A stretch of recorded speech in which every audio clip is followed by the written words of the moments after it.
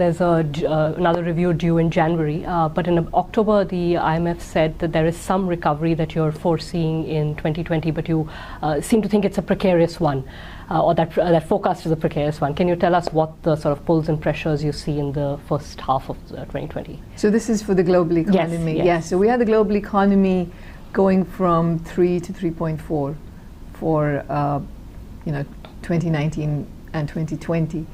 And that recovery was not coming from the core economy. So our prediction was that the US, China will continue to slow, Japan will continue to slow. And the recovery would come from emerging markets, and especially from stressed emerging markets like Turkey and Argentina, but also economies like Brazil and Mexico, and even India that had fairly weak 2019s relative to what we expect will happen next year. So that's what we had in the projection. The risks, of course, depend upon how the global environment shapes up in terms of trade policy. We're seeing some welcome signs and positive signs on the US-China trade front, but of course it will depend upon the details. And then we have to worry about whether there can be an escalation in other fronts, on the technology front or trade with other countries. So those downside risks remain, and there are still geopolitical risks.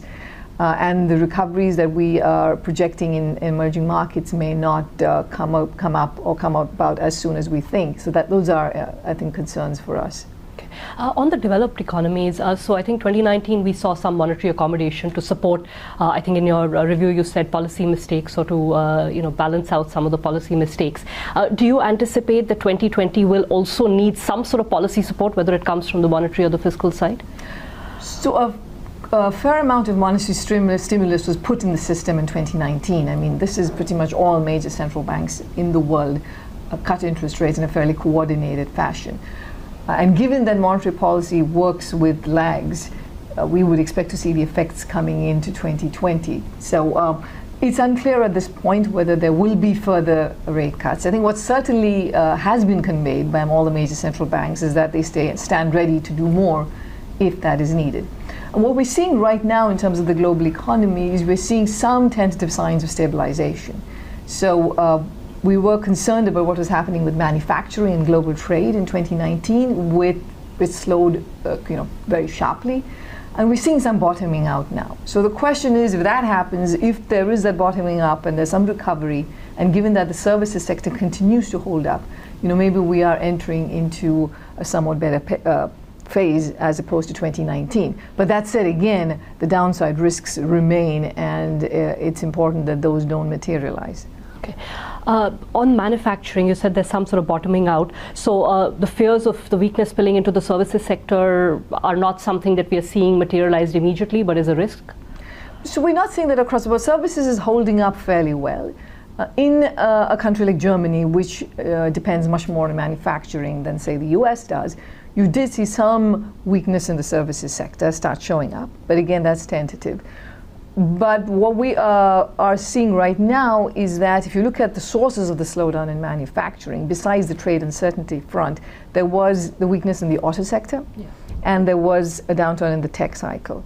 And both those two aspects of it seem to have bottomed out and may be seeing some recovery. Okay. Should policy support become necessary if some of these risks materialize? Is the burden now, or should the burden now be on fiscal policy, given the extent of monetary accommodation we have seen, not just in 2019, but continued monetary accommodation? We are calling for a balanced approach. The policy has so far relied heavily on monetary policy. That has been the only game in town, and like we say, that cannot be the only game in town. Now, that said, of course, there are constraints. Now, there are some countries that have the space, and we've said Germany does and Netherlands does, and these economies have the space to do more fiscal stimulus, but there are countries for which that space does not exist. So I think our primary advice would continue to be to not make policy mistakes and to provide a certain global environment so we can see a recovery in investment, and then we can see the continued holding up of consumption and services. I think that's very important. Okay. On monetary policy, I think you also cautioned about potential risks that could come about due to prolonged monetary accommodation. What are the areas you're watching? There was a time that there was a fear of a bubble in government bond markets. There are concerns of rising corporate debt, high yield debt. What are the aspects you're watching for risks that may emerge? So we are tracking all aspects of it. One of the lessons we learned from the global financial crisis was to pay very close attention to financial conditions. Now, on the plus side, the banking sector in many of these major economies, especially in the U.S., seems to be in a fairly safe space, the regulated banking sector. The concern, of course, is in markets where we don't have regulations, which is on the corporate debt market, for instance. So we are calling for more macroprudential policies to be used in this low interest rate environment.